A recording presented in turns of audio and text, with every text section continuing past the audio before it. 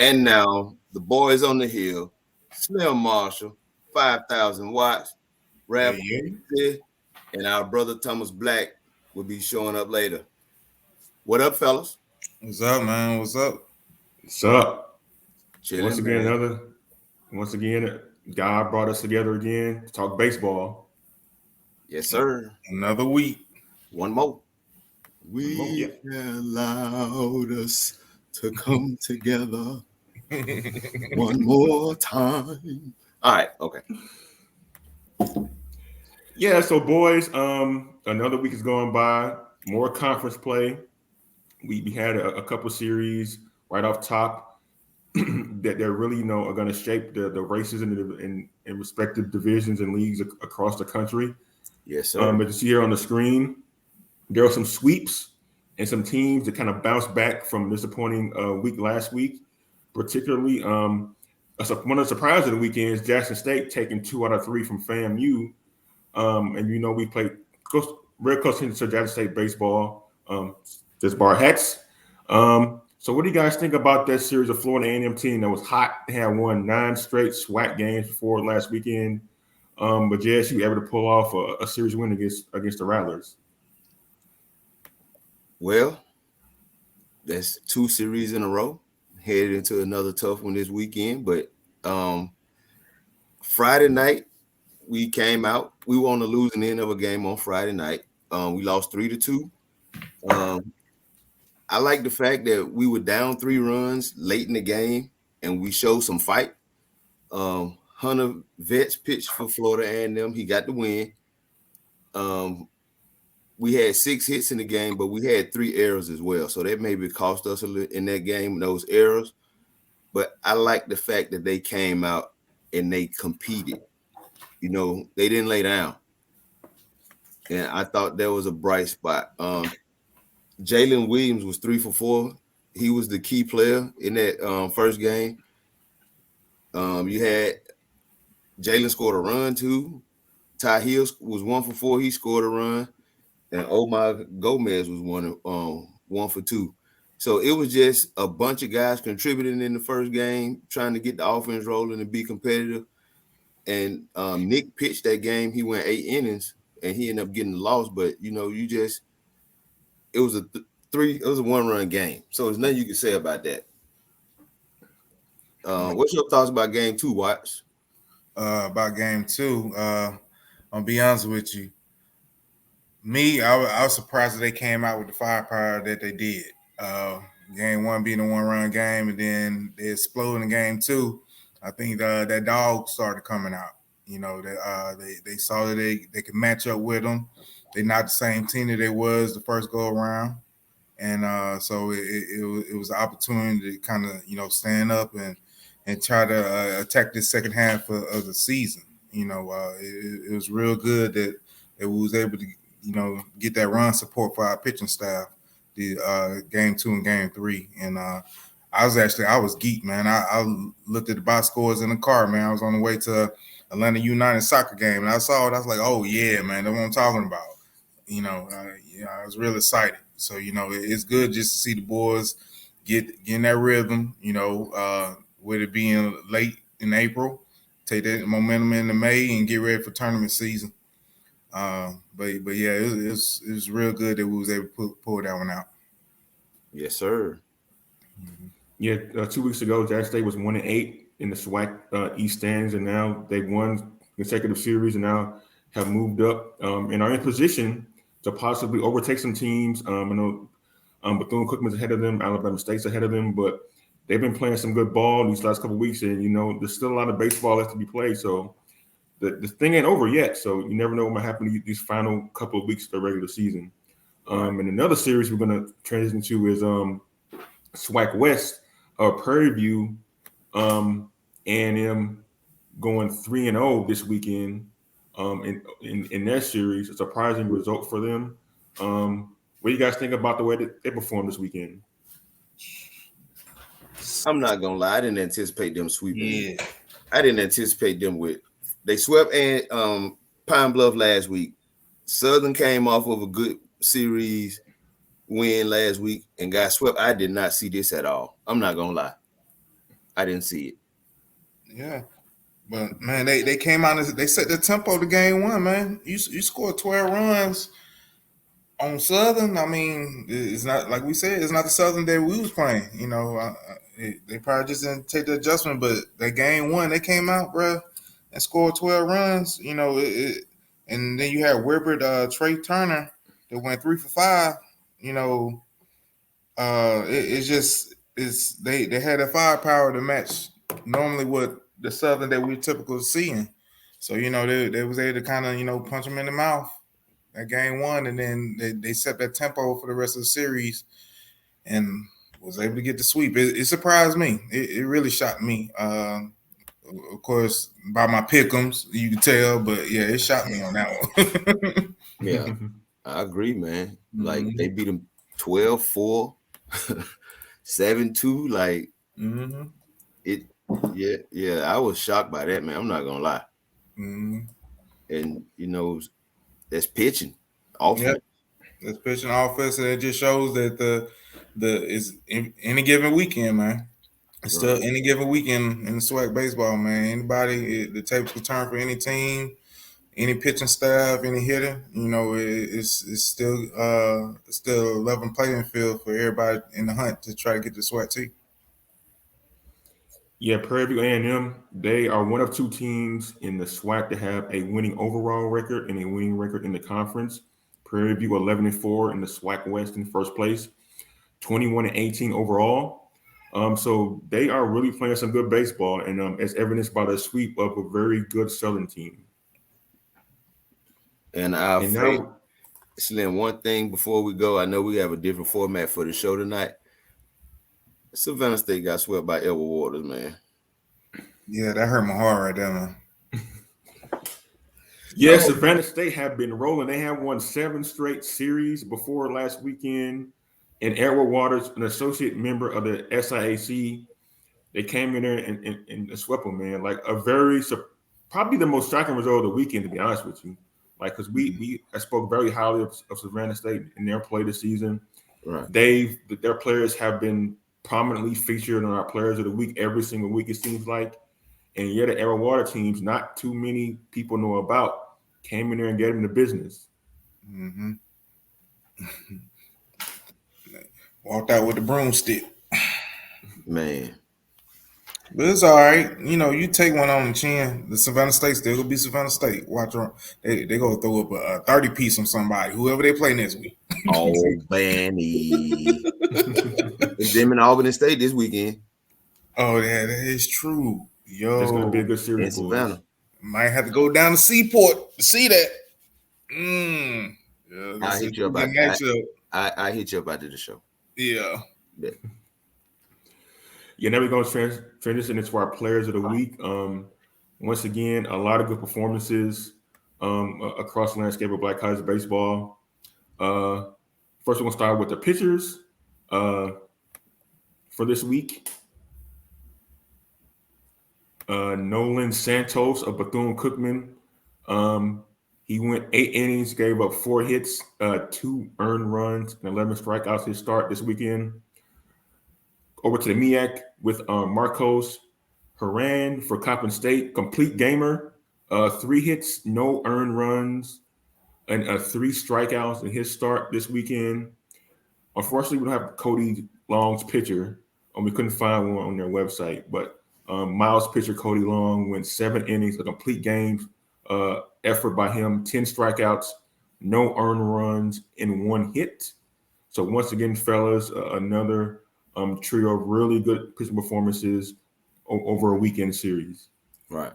Yeah. Congrats. Big shout out to Compton State defense for supporting their pitcher like that. I hope he bought y'all dinner. Right. Mm-hmm. And now for our hitters of the week, in the MEAC, we got Trey Page, Delaware State. He went 533, 8 hits, 5 RBIs, with 2 home runs, 2 doubles, and he scored 7 runs in a big-time series over the weekend for the Hornets. Going back to the SIAC, LaShawn Ross, Albany State, 538, 7 hits, 9 runs batted in, 2 doubles, and 4 runs scored over the weekend. And Bethune Cookman had great performances all the way around on the mound and the plate. And it was at the plate led by Matthew Garcia. 500 he hit with 7 hits, 6 RBI, 3 runs scored, 3 doubles, and a triple in Bethune Cookman's series win over the weekend. So once again, boys, a lot of hitters put up some big time numbers at the plate. Yes, sir. Yes, sir. Good job, fellas. And next, did you know? One of our favorite segments of our show, Florida Memorial. They defeated NAIA number 7 ranked St. Thomas, winning their first weekend series against their conference rival. For Florida Memorial to beat a ranked team of the caliber of St. Thomas is really big for their program. So congrats to them.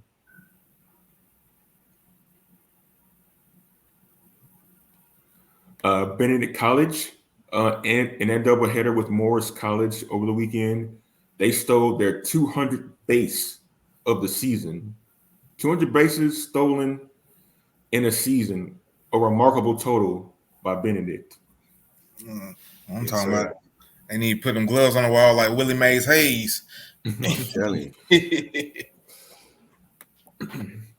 Yeah, and going to the SWAC now, Grambling Shamar Page, he ranks in the top 5 in the NCAA with 85 strikeouts on the mound. And also, we talked about Shamar Page last week as being one of the great two-way players in Black college baseball. So this kid can do it on both on the mound and at the plate, and he's been devastating on the hill this year.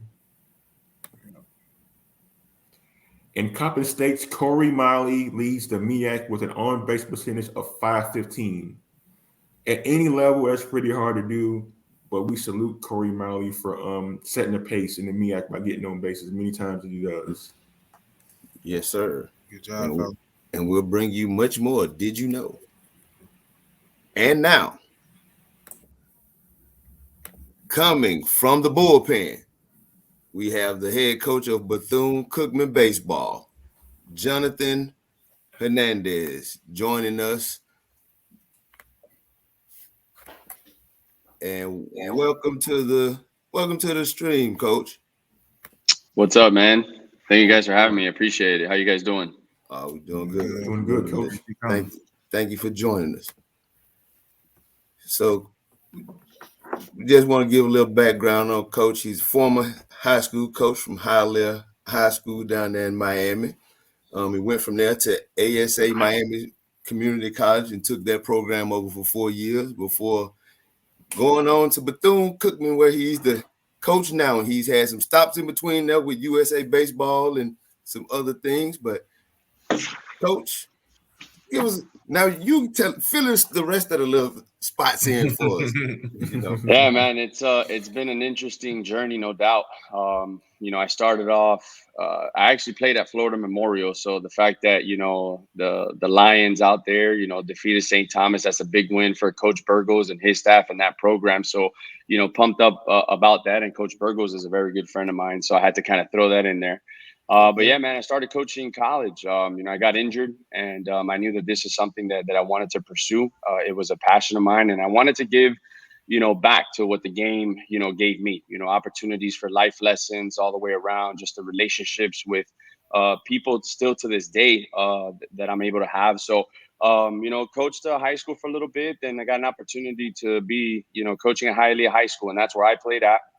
We won 2 state titles while I was there as a part of the state championship team. And, was good friends, at that Gio Gonzalez was former big leaguer, for about 12, 13 years. He's a really good friend of mine, childhood friend. And, he made the big leagues, and it was a good group that we had there. And the thing is, it was different back then than what it is now, because we all played, it seemed like we all played Little League together. We all played in the local rec park together. We all came up, middle school and then high school. And, we put together, some pretty good things down there when I played. So, coached high school for 3 years prior to me being at Hialeah High School. Fortunate enough to, have great kids and, do what we did and kind of put us to continue the tradition there, where I think it was my second or third year we went to the state Final Four. And that's been the long history and tradition of Hialeah baseball. From there, man, I get an opportunity to go to ASA College. It was a startup program in North Miami Beach. I figured that, why not? Just 25, 26 years old, kind of get thrown to the fire against, some of these big time programs in Florida and even in Miami. You got Miami-Dade, you got Broward, Indian River, Florida Southwestern, like all these top notch junior college baseball programs. And we were able to build up a program, that was successful. It's still kind of my baby, so to speak, because I still check into that program. And, I wanted to succeed because we legit started it from the ground up. Each one of those players were a part of history, and I still have relationships with players, able to move some guys on to the Division I level, Division II level, Division III, NAIA, and giving kids opportunities that it was much needed at the time, especially down in Miami, Florida, because there's only so many roster spots to go around, in our county and in the state. So, the fact they were able to branch out and do some stuff there, it was great. Had some stops with USA Baseball, like you mentioned, worked with them on their national team scouting identification staff. So I was able to do some scouting for them, putting teams together, and I was fortunate and blessed to be a part of their 14U national team as a pitching coach. So that was good. And from there, man, I got the opportunity to come to Bethune Cookman University in Daytona Beach. Very long road, so to speak, but I think for me, man, I take it with a great honor. It's a great privilege to be the head coach at Bethune Cookman with a long-standing tradition of our program. And, I really do take that with great honor, man, because, there's only so many spots at the Division I level. And for me to be one of maybe 200 something head coaches in the Division I level is something that I carry with me day in and day out, no doubt. So, Coach, when did you know that coaching was kind of your purpose or something that you were kind of like destined to do? I think when I was in high school, man, like I always was intrigued about the intricacies about the game. Why are we running a first and third defense? Why are we doing this bump play? Why are we setting up the way that, like, there was always the question why. And we didn't have technology like how we have it now back then. So you would see Sports Center, and kind of watch baseball. And it was, for me, I had the opportunity to learn the game, and I just fell in love with it, and I wanted to always learn. I wanted to be a student of the game. And I think that when I was in high school too, we would go to spring training. Every spring training site we would be able to go to during the spring, because in high school we didn't play on the weekends. And again, I just kind of fell in love with, what the game is able to provide. And I knew I wasn't going to get drafted. I was a lefty throwing 82 to 84. And I knew, hey man, like I don't have to make the big leagues to stay in baseball. Right. And I just decided to go on with it. And I chose to take that route, and God's blessed me, man, with the opportunity to be where I'm at today. Great, Coach. Once again, 5,000 watts. I appreciate you coming on our stream, and talking and showing love. I have a question. You were just talking about your playing years. What kind of superstitions did you have when you was playing that, you probably, you carried on with you as you develop into your coaching career? One of the things I got to do, man, before every game, it don't matter if it's a 10 o'clock game, 7 o'clock game, I got to find a shower, and I got to take a shower before a game, I don't know what it is about it. It just calms you down a little bit. But I mean, that's where it goes. I mean, I'm not too, I got to wash my socks. You got to wash your undergarments. You get what I'm saying? But I definitely got to shower, before any game. It's just, for me, I don't know what it is. It's just shower up and just relax, and then get ready to go. I understand that. Yeah. So, Coach, you mentioned that you've coached in high school. You built the program from the ground up, junior college. Now you're in college as Division I level coaching. How do those experiences with the responsibilities that you had to be responsible for at each stop prepare you for where you are now? I think it all plays a role. I think at the high school level, it was first kind of learning. It was first more about, you got to win, you got to win, you got to win. I was young. I think that we all learn and grow through our experiences. And I think that allowed me to take a step back and say, hey, man, like winning is great, but at the end of the day, like, we're here to build men. This is, 15 to 18-year-old kids where this is a crucial point in their lives. So I think that taught me, to handle those situations with these kids and really be there for them before they quote unquote step into the real world, or they're 19, 20, 21 years old heading out to college. I think I learned how to organize myself a little bit better when I was in high school, and correcting myself. I was coaching third base, and at the time it happens everywhere, right? Like, you send the player, it's like, why'd you send him home when he could have just held up? Just certain situations here and there that it taught me to. I was able to teach, or the game was able to teach me a little bit better there. I think once I got to junior college, I mean, at JUCO, you're the academic advisor, you're the financial aid counselor, you're, the scheduling person, you're the budget personnel, you handle recruiting. You wear so many different hats because the resources aren't there, for you. So I think for me too, man, it taught me where I wasn't gonna just lay down and say, well, hey, he's going to this school, I'm not gonna go after him. At the end of the day, like, this is a college baseball program. It's in Miami. We play a top 25 schedule in JUCO, and we have an opportunity to win a regional or win a conference and get to a regional. And I think it allowed for that kind of grind mindset of, don't be scared about going after players. What's the worst they're going to tell you? No? All right, thank you. You move on. You have a list ready to go. And I think where we were at, especially when we moved in Hialeah, the ASA college, it was in between a Burlington Coat Factory and an LA Fitness and a Planet Fitness. If we can sell that, I think that we can, I can go to the next stop and handle that a little bit better, to be honest with you. But man, that experience, I think it was maybe like 8 or 9 people in the athletic department. And I'm forever grateful for Kenny Wilcox, who gave me an opportunity to lead that program and believe in me, to do what we had to do. And we had a great run, out there. And then now at Bethune, it's a situation where this is the last stop now until now these dudes for real get into the real world. So this is a situation where, yeah, man, we want to win. I get it. And head coaches get defined by their win and loss records. But for us, we have to be able to prepare our student athletes for the game of life. And anything and everything that we do is catered towards life lessons that are going to assist these young men to become better husbands, better fathers, role models in their community, because that's the goal at the end of the day. You can't even fill a major league stadium with the amount of players that have had the opportunity to play Major League Baseball. So whatever we can do to develop these young men, to be positive role models in their community, I mean, we're all for that. And again, I'm just blessed to be where I'm at, man. You talk about transitioning in terms of your student athletes from college to life, but as a program, Bethune Cookman went through a pretty big transition last year by saying that they were going to go from the MEAC to the SWAC.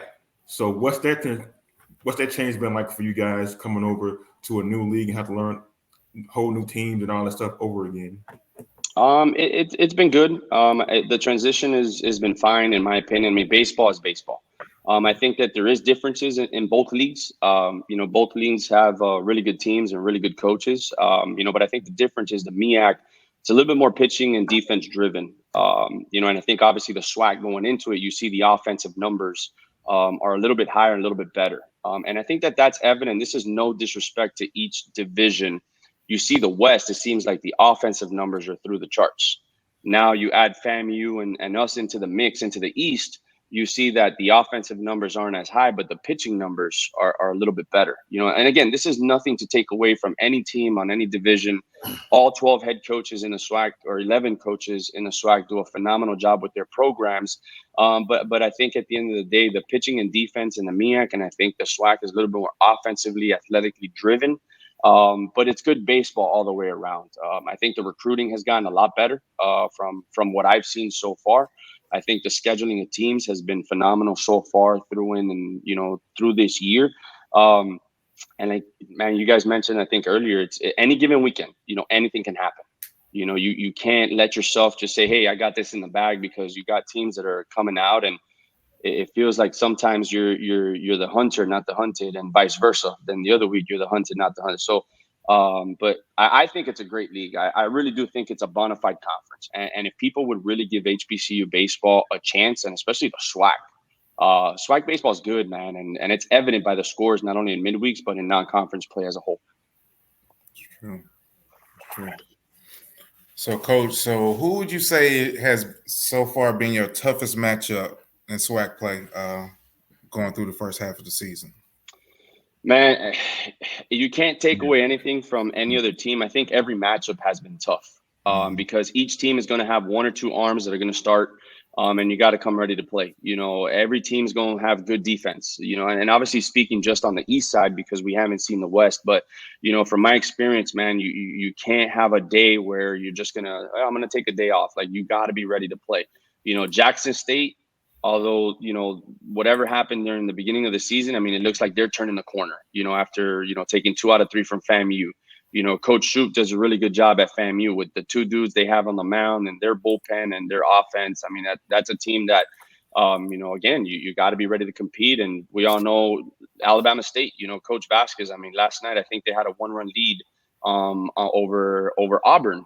In the ninth inning, they were up by 1. They were up. Yeah. So it's a situation. And even Valley, like, listen, Valley with Coach Stubbs over there, like that program is going to change a little bit quicker than people realize. And they play well at home. And again, man, Coach Stubbs is coming in and I think he's done a phenomenal job in year 1, turning that program over. So I think, again, any given weekend, you have to be ready to play. And, it's a situation where, you have to get after. And Coach Jones does a great job too at Alabama A&M. We all do a good job. They all do a good job. And I think the competition is very, very fierce, not only on the East, but the West as well. So, Coach, me being a coach myself, I like looking at the players, like with the scouting. I love scouting. When you recruit, what are you looking for? If I'm a high school player and I'm interested in Bethune Cookman, what are some skills or some things on the field that you look at to identify a guy that could potentially be a Wildcat? Well, can they play at this level? I think that's the first question. Can they play and can they compete at a high level? Because for us, I mean, we always want to recruit better players than what we have on our current roster. So I think you have to kind of gauge, is this guy better than what you have right now? And this is no disrespect to the kids that are on current, teams right now. But if we all want to excel and we want to get better, I mean, that's part of life too. There's always somebody that's going to come out that if you don't do your job is going to come out and, want to take that job from you. So, you start there. Then you see the bat to ball skills, you see the athleticism. If they're an outfielder, can they cover ground? Do they have a strong arm? And is it strong? Is it accurate? Is he a top of the order guy? Is he a on base guy or is he a power guy? Well, if he's a power guy and the numbers are there, now who is he hitting against? Is he hitting against a kid that's throwing 78, 80, or is he doing it against a high velo guy with 2 pitches or 3 pitches that does well? So, infielders, how is their actions, their feet work, their arm strength? Is it a guy that has some range up the middle?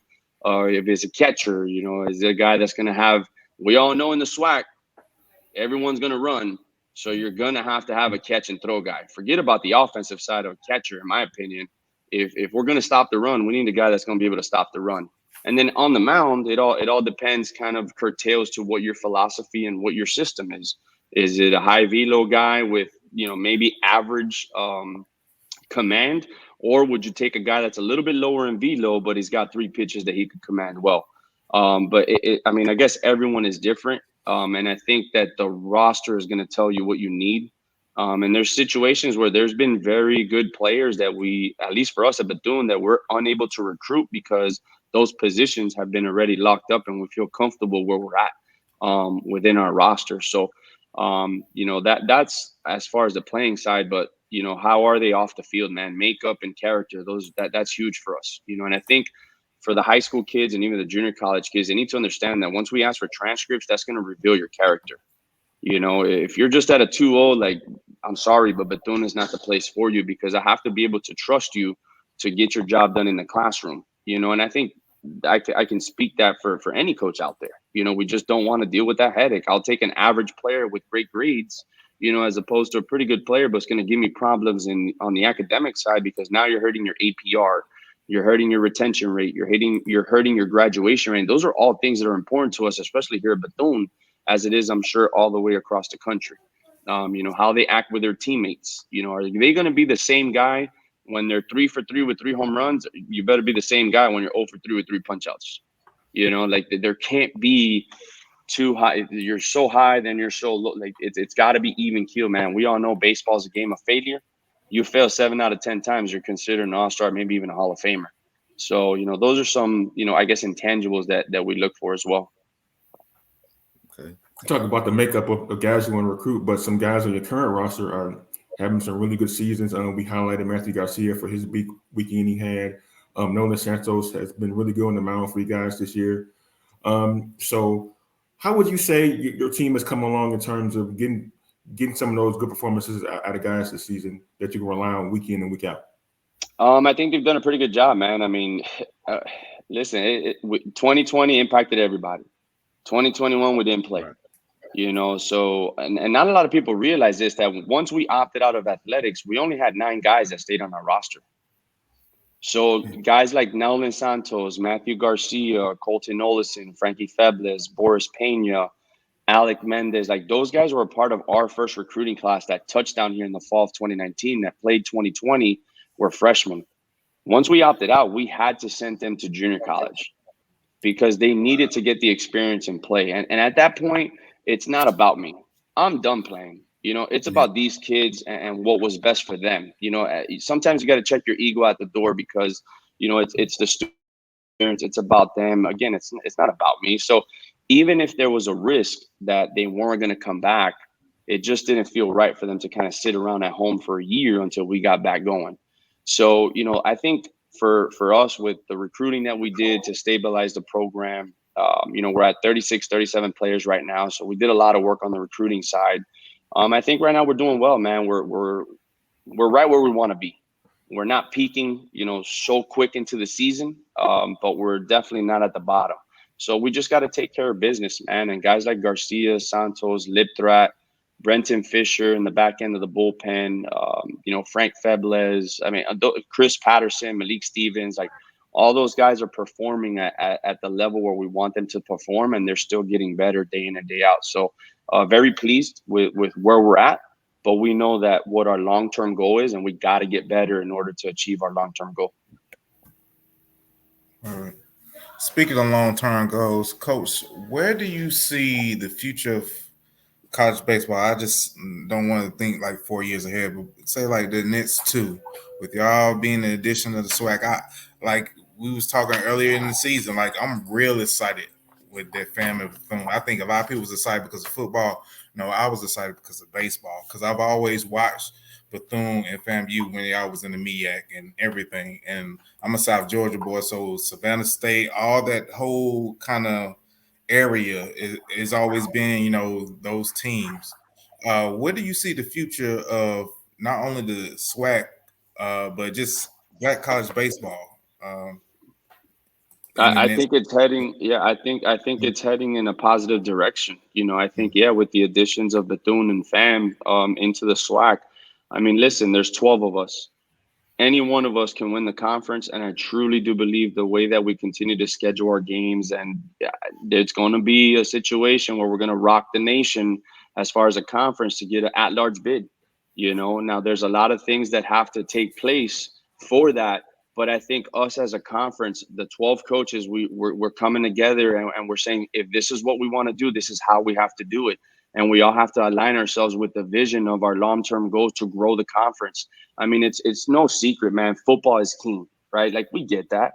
But I think that there's something to say about the competition, about the coaches, about the student athletes that play in the SWAC, and it's only going to get better. The recruiting is going to get better. The games are going to get better. The games are going to get tighter. You have access to junior college recruiting. You have access to the transfer portal. There's going to be a lot of things that are in the mix that are going to help, not only SWAC, but black college baseball as a whole.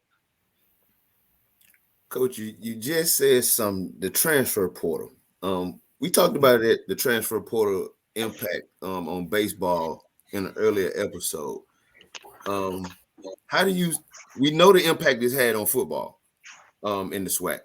How do you think the transfer portal is going to impact SWAC recruiting and rosters in the future? I think it won't be as quick as what it is in football. Okay. That's just my opinion. I think it's going to take about 2 or 3 years, in my opinion, and others may agree, may disagree, but you're asking for my opinion. That's my opinion. But I think that you have to be careful too with the portal, right? Because do you want to take a kid from, let's say, a Power Five, program, but didn't play much just because he's a Power Five kid? Or would you take a mid-major kid that has the experience, the games under their belt, that that's going to help you win ball games? And are they going to fit your system? So I think that in baseball, there's obviously 299 Division I baseball programs in the country, and they can kind of pick wherever they want. But I really do think, man, like if you have a strong schedule, you compete against those big time schools. Well, hey, you can come, like, let's say, to a school like Bethune that plays against LSU, against Florida, Miami, Florida State, all these big time programs, and we compete in those games. You know, and I really do think that it's going to take 2 or 3 years for the transfer portal to affect in a positive manner, I think, SWAC conference. Again, that's my opinion. Others may agree, others may disagree, but that's where I think, where it's at. Yeah, you're talking about the schedule and how that could possibly help you guys recruit in the offseason. Just talk about the philosophy of how you go about putting that together. I know in sports like football and baseball, it's kind of frowned upon for a HBCU school to play at a Power Five school in non-conference play, but you guys embrace it. You guys want to play against LSU in Florida and Miami like you did last night. So just talk about the philosophy of putting together a schedule and a tough schedule for your ball club. Well, I think if for us, we understand, and in the MEAC, 19 conference championships in 22 years. It's 3 regional sites that Bethune always went to. It was Miami, Florida, Florida State. I mean, you weren't going anywhere else. I think there was one year that Bethune went to the Ole Miss regional. I believe that was in 2002 or 2003, if I'm not mistaken. But it's a situation for us, man. Like, listen, if our long-term goal, we want to be the first HBCU baseball program to get to Omaha and not settle just getting to Omaha, have a productive showing, that we have to challenge our players, challenge our staff members, and challenge our university to let them know that if this is a long-term goal for us, these are the type of teams that we're going to play. And the beauty about it is you challenge everybody, and we have nothing to lose and everything to gain by that. We really do. And it's a situation where, listen, like, if you face adversity in your life, you're going to have to embrace it and you're going to have to overcome it. At the end of the day, you trust in your training, you trust in what you preach and what your philosophy is. And listen, if it works out, great. If not, you build from that and you learn and you set yourself up for your long-term approach of what you want to accomplish, but I think we do embrace it. I mean, I'll say it here and I'll keep it kind of real. Like, we ain't going back down from anybody. If anybody wants to play us, I mean, they can go ahead and, hit us up and do what they got to do. But I think that we do embrace the tough schedule because, that's the type of teams we're going to play in a regional if it gets to it. Yeah, Coach, talk about adversity. You mentioned it before we got on live here tonight, something that you did to kind of bide your time when you guys were not playing ball. Could you tell the audience kind of like the side hustle you kind of took up when you were not coaching and there was no games we played? Yeah, so when we opted out, our university, our staff members, they were all furloughed, and that's tough, but we were furloughed for, quite some time, and I'm a grinder, I'm going to, again, keep it 100. I drove for Amazon, for those 6, 7, 8 months that we were furloughed. So I was delivering packages all across Daytona Beach, Palm Coast. And again, it's a situation where life's not going to give you everything that you want, and things aren't going to go your way. But if you keep yourself in a positive mindset and you get after it and you work, there's going to be a light at the end of the tunnel. So it's a situation where you can sit down and mope around it and say, oh man, like, why is this happening to me? And you feel sorry for yourself, or you kind of buck up and you say, hey man, I'm here. Like, let's just go. This is just, God telling me, like, hey, this is something you have to go through, but it's gonna help you at some point in your life. So yeah, man, I had that side hustle of delivering Amazon. And I don't shy away from telling anybody that. And it was tough, no doubt, but you appreciate too, and you put yourself in perspective of what you do have. I remember sitting down in the couch, that first week, and I was done. And I just told my wife, like, I know at some point we're going to get back to the field, and I get that, but there's people that really have to do this, to make ends meet, and this is what people do. And again, man, I'm just very blessed and fortunate to be able to coach baseball, and the players that we have, and the student athletes that I've been able to have relationships with. Like, I'm blessed, man, because without them, I'm definitely not here at Bethune Cookman, no doubt. That's what's up. Can you speak on any of your incoming freshmen that you've already signed to national letters of intent? Yeah, we have Pablo Torres. He's a right-handed pitcher. He's signed to come to Bethune Cookman. I think his people ask me, who do you kind of compare him to him, and he's Marcus Stroman. That's who I think he is on the mound. He's going to be 90-93. He's going to have a 3-pitch mix. He's very, very good. So excited about him. It's a small class for us, just because we brought in a big junior college class, but we're bringing in a left-handed pitcher from Eastern Florida State, Dylan Diegues. He'll compete for a spot for us, on the mound, provide some experience, especially some pitching from the left side. Cameron King is a high school, 2022 signee coming to Bethune, and he's a super utility guy. I mean, I know that we have current on our roster Malik Stevens and Patterson who can run, and some other guys, but Cam's going to push those dudes, and he's going to be able to learn under some of our older guys the game, and we're excited about him. And then behind the dish, that have signed the letter of intent, you have Skylar Arroyo as well. He's a defensive catcher. He's a little bit undersized, but I'll take that any day of the week. But we're still putting our finishing touches to our recruiting class to finalize it. In the next couple of weeks. But those are the 4 guys that we've signed to the national letter of intents for the fall 2022. Okay. Yeah, might have to reach out to them. Yeah, bring them on. Yeah, Coach. You talk about recruiting and everything, and how you go about you doing it, and the type of guys you look for in terms of wanting to be Wildcats. When you look at the landscape of Black college baseball, we noticed it like the later years in our careers at Giant State. We kind of noticed like a lot of teams are not totally Black. How do you go about recruiting players as a Black college coach, but wanting to get the best players, and they might not always happen to be African American? Yeah, I mean, I think that you have to go after the kids that are going to fit your system, but you also have a responsibility to the HBCU landscape. I mean, that it is what it is. A lot of people are going to, again, not like what I have to say, but I think travel ball is crazy expensive right now.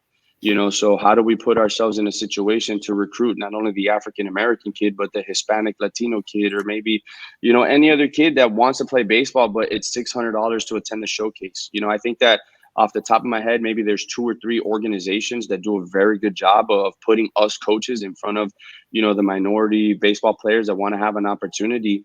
And they got to be able to play at this level. If at the end of the day, they have to fit our system, they have to do what they need to do in order for us to recruit them. There's a lot of factors that come into play, but I think you think about it, man. Like you go to Dick's Sporting Goods right now. How much is a glove going to cost you? $300.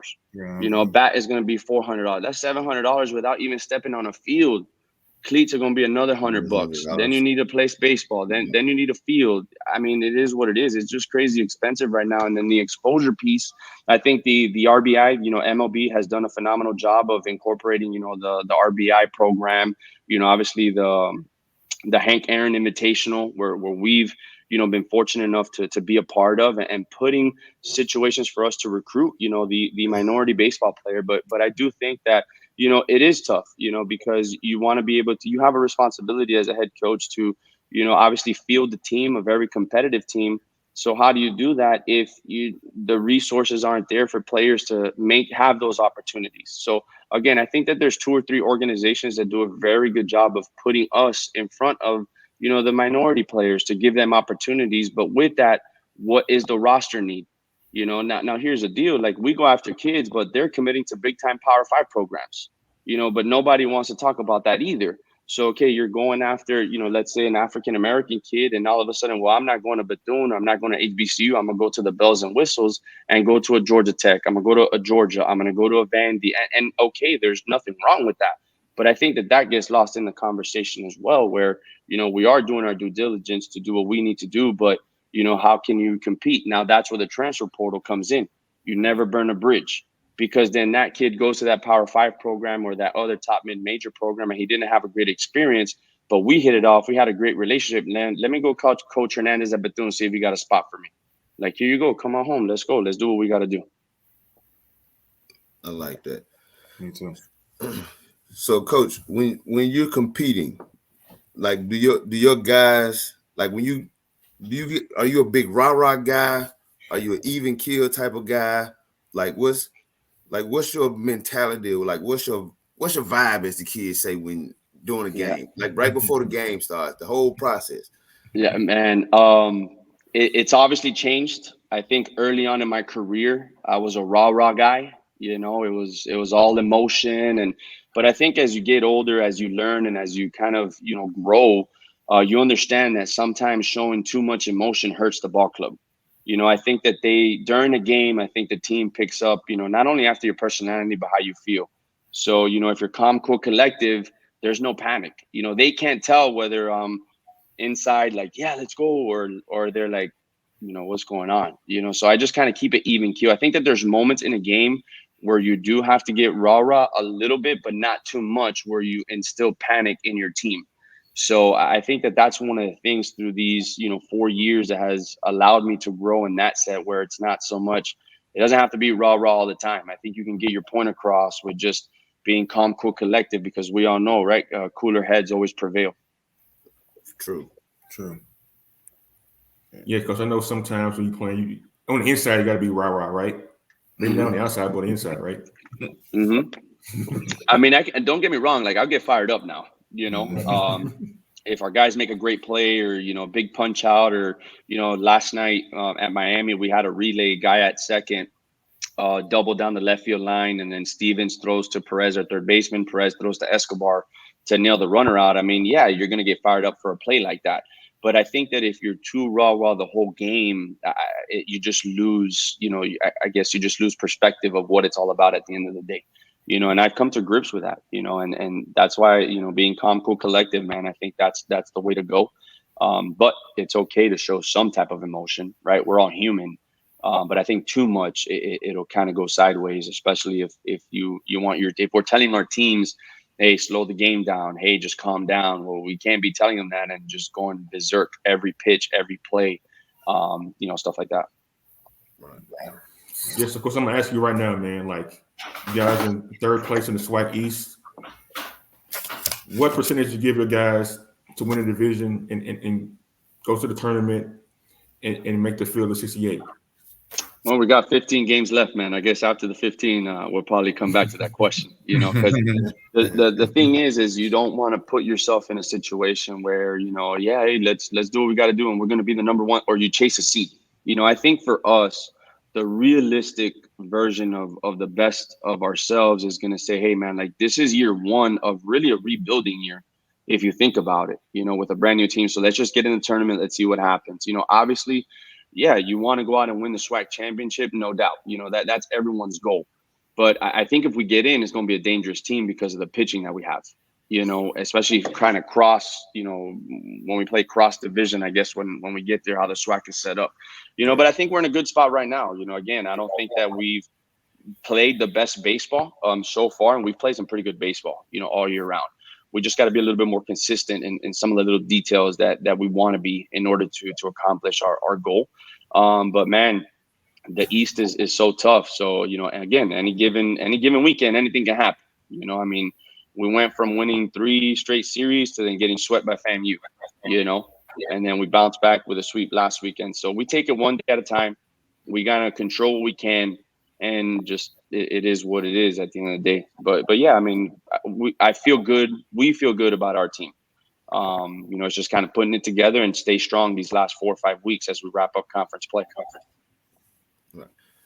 Coach, I know since before we played at Jackson State, and even while we was there, and even now, offense has always been it's always been an offensive driven league. As far as recruiting, how do we identify those arms that take us to the next level? Because we're not, when we play the mid-major teams and the Power Fives, we're not outmatched position-wise. It's the quality and the depth on the mound. How do we close that gap? I think it all depends on, again, what the roster holds, financial resources, scholarships, maybe academic money packages. There's one thing that I learned from our former athletic director, VP Lynn Thompson. You got to think outside the box because you can't afford the box. So you have to be creative in your recruiting and in your landscape as to, okay, what is your end goal? Is your end goal going to be just a SWAC championship? And I'd be quite honest with you, for us, we're not going to settle. We're never going to settle. So we put our situation where, okay, maybe we got to recruit, an extra arm or two that, is not, they're going to give us the best opportunity possible to compete in some of these, midweek Power 5 matchups. And that's why we decided to take this schedule on, because we felt that with the pitching that we had our own, pitching staff for the SWAC, and then we had pitchers that could compete for us in our midweek. And if we can piggyback one or two arms like we did last night against the University of Miami to throw against a Power 5 team or, a midweek matchup, then we feel good about it, but I think that I think the recruiting all the way around in the conference is getting a lot better. I think a lot of teams are recruiting nationally, not just within their area, especially now with Bethune and FAM into the mix. You got, all the schools are now dipping into Florida, if they hadn't done before. Now we're dipping into some areas where maybe we didn't have a stronghold because, hey, we play these teams in the SWAC. So guess what? You get to go back home for a weekend every year and just have a home cooked meal and stuff like that. So, I think it comes down to, again, just what the roster holds, and what's the end goal, financial resources, the scholarships that are available, and, how we as coaches are able to be creative in the way that we construct the roster as well, especially on the pitching side. Okay. And also, with you all being a private university, does that affect what you're able to do with your scholarship situation? Not really. We're definitely not at 11.7. I'll be the first one to tell you that. And a lot of people think that we are, but, we're definitely nowhere near the 11.7. So we just got to get creative in how we're doing. And, maybe we take a kid that isn't at the elite talent level, but, we feel as a coaching staff that we can develop them and get them to a point where they're going to help us and be a guy, but his grades are good. So now he's a full Pell Grant, FAFSA, and he's a Florida resident. So that adds money onto that. And then with their academic threshold, now all of a sudden, the education part of the economic part of it is not even a factor because you've taken care of what you needed to through your financial aid, through your Pell Grant, and then, through being a Florida resident and your academic standings, so that all comes into play, man. Like, it is what it is, So, I think for us, we do a pretty good job. I think, overall with the packages that we're able to give or to the kids earn because of their academic standing, it definitely does help when we do not have the, I guess, baseball scholarship allotment of 11.7 or nowhere near that. Wow. Yeah. But does it help at all, being Bethune Cookman in Florida? I know Florida is known for hotbed for football, but like it's also a hotbed for baseball too. A lot of talent down there, especially in the Miami area where you're from. So how much does that help in recruiting, knowing you can get guys from like a kind of a rich area to recruit from? Well, you stay in the state of Florida. Why would you want to leave Florida? Mm-hmm. And plus the facilities that we have, we're very fortunate to play at Jackie Robinson Ballpark. And if you guys haven't been there, it's all turf, So we have a relationship with the Cincinnati Reds minor league organization. So we have brand new video board, it's all turf. And now the city of Daytona Beach is going to pump in another $4 million to renovations, to the stadium. So those are all things that kind of separate us a little bit as to, why would you want to leave Florida? If you're from South Florida, and we do have a lot of players on our roster from South Florida, it's only 3.5 hours from Miami. So you're kind of home away from home. Our schedule is so regionalized, and we're fortunate to stay within the state of Florida to play all these teams within driving distance where family members, whether they're in Central Florida, South Florida, or even northern part of Florida, they can come. It's going to be a 2-3 hour drive at best or at worst, to see, for the families to see the players, play and represent Bethune Cookman University. And I think, again, you speak to the schedule. We don't schedule any NAIA teams, any Division II teams. We're in a situation where we're blessed to have 12 other Division I programs in the state of Florida that we're able to fill our midweeks with. We're able to bring some of the teams from up north because they want to get away from the snow, And then you put yourself, we played Ohio State. You know, we took 2 from Ohio State my first year. We took 2 out of 3 from Boston College the year before. Bethune swept Boston College. So out of the last 6 games against Boston College, Bethune is 5 wins and only 1 loss. You know, so again, it's a situation to compete against the nation's best. And for us at Bethune, we're just not going to back down to anybody. You know, if they want to play us, we're going to play. And how could you honestly turn that down as a kid that's being recruited by Bethune? You know, have an opportunity to play against the best and continue to develop and have beautiful facilities there in Daytona Beach. Yeah, Coach. On our show, we kind of started this show with the idea of wanting to get more exposure for guys like yourself and some of the players and some of the players around the country. And we often talk about the lack of exposure, kind of like Black college baseball has gotten, going back to even when we played ball like 20 years ago. What do you think it's going to take for people like yourself in the game itself to be embraced and get the exposure that we kind of think it kind of deserves? Marketing, man. You got to be able to market your brand. You got to be able to market your program. You're going to have to be able to do some features and do what needs to be done, you know, and at the same time, I mean, I'm a marketing guy. You know, I graduated with a marketing degree. So, you know, anything that we do, I hang out with the SID with Bryce, and he does a phenomenal job, and we collab together on how can we get, you know, somebody to see whatever we got to do on Twitter, on Instagram. Like, we all know the kids are on social media 24/7. You know, so if we're actively engaged into our Twitter, you know, some people may think, man, Coach Jay, it seems like he's always on Twitter. No, it's just the thing is, I know the kids like that, and it's free. We don't got to pay for it.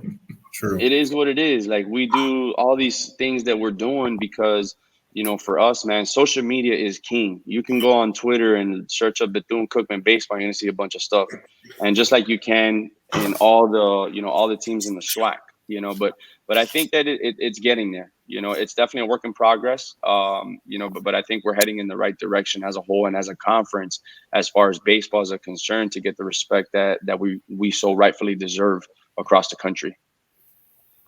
You touched on some for a split second, Coach. We've had several conversations, Slim and I, about the at-large bid potential for the conference and what we needed to do. I'm all for it, Coach. Go, hey. Yeah, we are. Like, as far as just getting the respect level of the conference, the RPI level, we're gonna have to beat the mid-major teams. We're gonna have to, and we're gonna have to not win one game against the LSU or FSU. We're gonna have to win a series. Mm-hmm. And I honestly think that it's gonna happen. It's gonna happen. I believe it's gonna happen, and when it does, I think the recruiting door is gonna blow off for HBCU baseball. No doubt. And you have to believe it, man. Mark 9:23 says anything is possible if you believe, and you got to start with that. You know, if you don't believe it's going to happen, then it ain't going to happen. But if you take it with, you know, a cup half full type of mentality, then we're on our way. You know, why not us? You know, why can't we get an at-large bid? What separates us? But yeah, we have to be competitive. We have to be able to compete and beat some of these teams, and it is what it is. But it's been done before. Southern beat LSU a couple of years ago. You know, Jackson State has picked up some great wins. I mean, Alabama State's picked up some wins. I mean, Bethune Cookman took Florida to the regional championship back in 2017, one game away from blowing that door wide open, you know. And other teams have had success against these big schools. So, you know, why not us? I mean, again, this is just me talking, you know. I can't speak for everybody else, but if there is, you know, something that I would say is it is going to happen. And I do believe it will happen. And if it does, like, we're going to shake some boots because it is what it is. Man. Yeah, like Coach, man, like I got y'all going to the College World Series this year. We're a long way from that, man. Listen, man, it's a long way, but that's one of our goals. You know, it's a long-term goal. And again, why not? You know, why can't an HBCU baseball program, you know, go to the College World Series and be a participant there? It's tough. It's not easy. You know, the roadmap is tough, but if you have the pitching depth and there's a lot of things that have to go in your favor in order for that to happen, and it's a road, you know, kind of road warrior mentality, you know, and I'll embrace that. You know, if it ever goes to that point, you know, we'll embrace it, and I'm sure every coach will. but it's all building blocks, man. It's building it brick by brick, and there's been a lot of coaches before us that have given us the platform and the opportunities to be where we're at right now as far as Black college baseball is concerned. And it wasn't done by one person. It's done together collectively as a group, pushing the conference forward. And I think with the group that we have currently, they're going to kind of set the stage and kind of put the stamp on the SWAC as far as a baseball conference is concerned. And that's my opinion on it, because we got a bunch of dudes, man, that get after it all the way across East and West Division. Yeah, like I've always said, Coach, that like baseball was one of the sports that for Black colleges that could be the closest to coming to winning the national championship, just because we've like seen Black college programs like beat Power 5 schools. Jackson State a couple years ago beating them one team in the country in the regional. And you guys, your program has done very well against Power 5 schools. But it always comes down to the resources that you guys need to be able to accomplish that. And we always thinking like, well, if they pour those resources into baseball instead of football and basketball, they get to see the results. But, the world don't work that way. But, yeah, like I always think like a school like yours and some other schools that we're familiar with could one day like be those programs that make that breakthrough and get to Omaha. No doubt, man. And I really do think it's going to happen, because there's too many things going right for the SWAC conference and for, Black college baseball that it's going to happen. It is. Again, it starts off with a vision. It starts off with a belief. And, it's a blue collar type of approach, man. Like anything that we've ever gotten, we've had to earn. Nothing was given to us. And I'll take that, 100% each and every day. So again, why not us? Why not the SWAC conference? Any team in this conference, can do what people think is unimaginable. And it's one thing we say, man, this game ain't based on sympathy. No one's going to feel bad for you. And that's the way in life. No one's going to feel bad for you if things are going good or bad. You just got to keep working, keep getting after it. And we tell our guys to trust the process, right? We got to trust the process as a group, as a conference, and we just keep pushing forward for an opportunity to hopefully one day be a member to represent the SWAC baseball program in Omaha at the College World Series, no doubt. Well, Coach, we have a segment that we always like to end with called Story Time. And we're going to let you take us out with a story. You can pick whatever version of the story you want to tell. Yeah, whatever story, Coach. Y'all putting me on one, but it is what it is. So we're going to keep we do it with each other too. Listen, man. 2 conference series in. We go and it been a man. That's a story all on its own. Like people don't realize, like we are the furthest southern school away from everybody. So I'm thinking, hey, 12 hours, 10 hours, we're good. Ain't no 10, 12 hours. That was a 14-hour bus ride in the middle of I don't know where. And our hotel was an hour away from the field. But let me tell you, like that trip, that was brutal. It was, and I think too, coming back home, I mean, it was 5 o'clock in the afternoon and we got home like at 9 o'clock in the morning the next day. Brutal, but you revert back to the game ain't based on sympathy. Sure. I think it makes our guys, you bond together as a team, that's 28 hours of travel. Stories are all the way across up and down the bus ride, movies and karaoke, and it gives a chance for the players to come together, and I think that is why I like being where I'm at, and I'll travel by bus because I'm sure you guys have your own experiences on your own bus rides. I'm sure because yeah. But that Ida Bena trip, man, was it is what it is. I'll just leave it at that, But it for our guys, it's just an experience, man. And a 14-hour bus ride to Mississippi, it don't feel that. But now when we go 2 or 3 hours, it's like, man, we just got here quick, So that was that was crazy. But it is what it is, man. It's all part of it. I enjoy it. You embrace it, and you just keep rolling. That was your welcome to the SWAC moment, wasn't it? 100%. You got your SWAC hours up quick. Yes. We had our first 2 series at home, and we went to Mississippi, and I was like, dang. I didn't think it was this far. So of course my coaches are all looking at me like in the hotel, like, yo, we're flying next year, right? We ain't doing this again. I think that's a once in a lifetime experience. So, we got to make some changes, but it is what it is, man. We're good. Mm-hmm. Well, Coach, we thank you again for coming on. We also thank you for supporting. Early in the year, in the first episode, when we looked at the schedule, we was like, man, what in the world is Coach thinking? Mm-hmm. But we loved it, though. Right, but they're trying to win the College World Series, Ralph. That's what he was doing, man. Right, there you go. But getting to talk to you over time and understand your philosophy and who you are as a person and as a coach, it makes sense now. Yeah. So much success going forward. Tigers are every day, but much success to the Wildcats, Coach. When y'all ain't playing us, we'll cheer for you. Nah, you're good, man. Like, I thank you guys for having me on and speak about our program here at Bethune. And like, you guys are doing a phenomenal job, man. So just keep doing what you're doing, keep plugging away. I'll be listening every week, refreshing my Spotify because I think you guys do a great job, and the vibe that you guys have is second to none. So we appreciate you highlighting HBCU baseball and Black college baseball as a whole. So thank you very much. I know you guys are Tigers, but I got to go hail Wildcats one time. We get to you, Coach. We'll get to you, Coach. We'll get Good to stuff, Coach. Good stuff. Right, good stuff. We appreciate it. We'll be reaching out again, potentially for some players if that's possible. But much success, Coach. And I'll be in touch with you. All right, we'll see you at Swag T.